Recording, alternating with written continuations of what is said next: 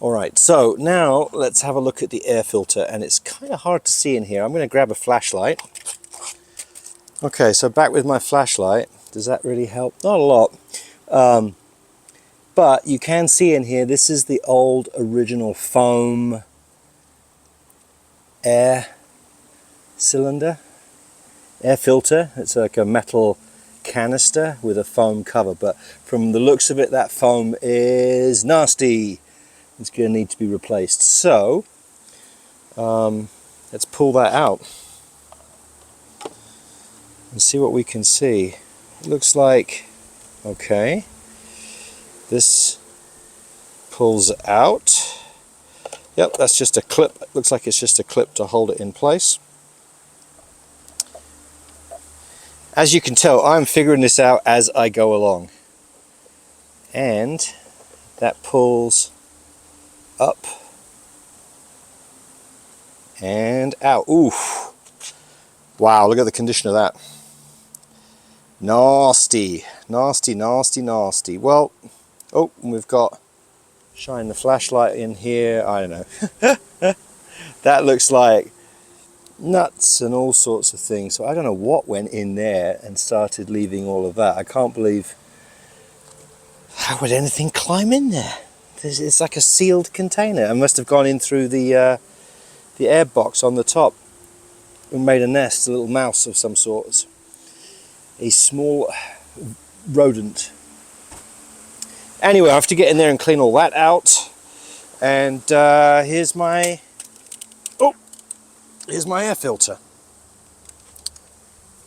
So this looks like the original air filter. I've got a rubber gasket where it goes up against the inside of the bike, and this looks like it's reusable. Once I get all the old foam off this and clean it up, I can just get new foam and go with that. Or they do sell replacement paper filters that drop in, so I could do that.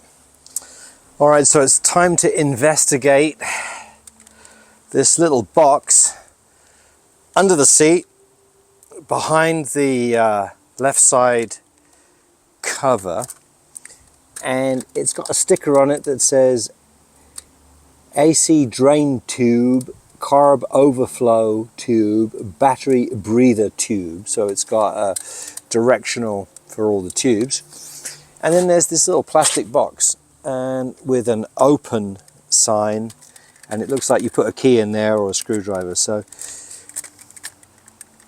it's exciting. This is like Christmas. It's opening a present for the first time. Let's have a look. It says turn to the right, and it lifts up. There you go. And inside, oh, a toolkit. Oh my goodness, how awesome is that? An original 1979. This probably hasn't been out of here since it was new. It says feeler gauge 0.07. Use the gauge for checking clearance between caliper holder and disc. See owner's manual. And we've got a little tiny 0.07 feeler gauge. All right, I'm gonna. This is. I'm gonna put this down. I've seen these things on eBay and they go for a lot of money because people buy these bikes and they're missing the toolkit. So I'm going to take everything out.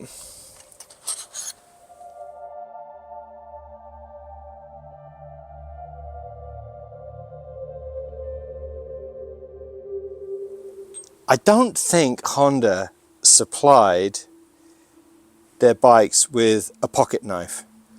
So I'm going to talk to the previous owner and be like, hey, is this your knife from 40 years ago? How cool is that, right? He put a little pocket knife in his toolkit for the just in case moments, for the just in case you need a knife. That's kind of neat. I'll give that back to him when I go and see him. Has not seen the light of day in 40 odd years. This is what comes in the original CBX toolkit. We've got adjustable pliers. We've got some Allen keys, 2 Allen keys. We've got 3 screwdriver heads, flat bladed and 2 Phillips sizes. We've got a socket head. This is number 8 socket. And then we've got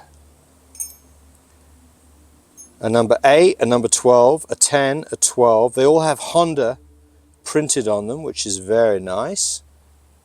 Honda, Honda, Honda. We've got a bunch more here. A 22, a 24. Number 10, with a little socket head there. A slip-on adapter which slides onto here, no doubt. There you go. Give yourself a little bit of extra wrenching. A number 7 feeler gauge and spark plug removal tool. So there you go. That is what should be inside your toolkit if you have an original toolkit, minus the pocket knife. I don't think Honda put those in. How cool is that? I am so thrilled that not only does the bike come with an original owner's manual, it comes with an original toolkit, which is so clean. This is so shiny. This has never been used on this bike. This has no oil on it. Very cool. So yeah, so this is your toolkit hole.